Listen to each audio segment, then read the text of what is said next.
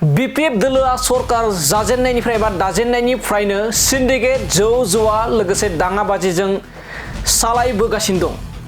बे बाथ्राखौ जोंनिफ्राय बुंनाय जायाखै, बे बाथ्राखौ अजद दैखांनानै बाथ्रा बुंदों राजखान्थिनि फोथाराव रायजो सभानि सोद्रोमा प्रमद बर' बिथाङा। आरो बे समाव मख'नांगोन दि बिटिसिआव जौ जुवा आरो सिन्डिकेटनि खौराङा रायजो नाङैनो गोसारगासिनो दं।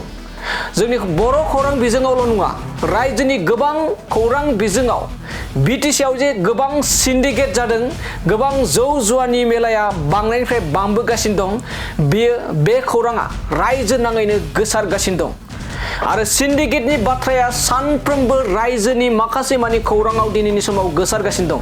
बे बाथ्राखौनो लानानै फिन आरोबाव अजद दैखांनानै बाथ्रा बुंदों जे हाग्रामा महिलारि बिथाङा सरकार दाजेननायनिफ्रायनो दिनैसिम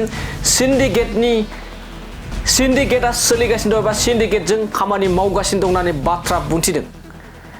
दानिया फैदो बिदिब्ला सिन्डिकेट आरो जौ जुवाखौ लानानै लोगोसे दाङाबाजि जानानै थांबाय, बेफोरखौ लानानै प्रमद बर' बिथाङा माबोरै बाथ्रा बुंदों एबा अजद होदों, बेखौ जों नोंथांमोननि गेजेराव आबुङै लाना फैदिनि।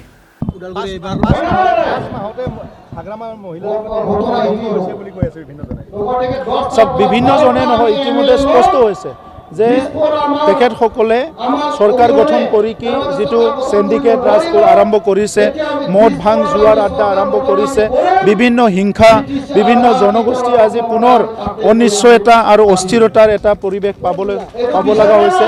এই গোটেই পৰিৱেশটো দেখি পেলাই ৰাইজে কৈছে যে আমাৰ ডাঙৰ ভুল হৈ গ'ল। UPPL থাকিলে আমাৰ নিৰাপত্তা আছিল, শান্তি আছিল, সমন্বয় আছিল, সব আছিল।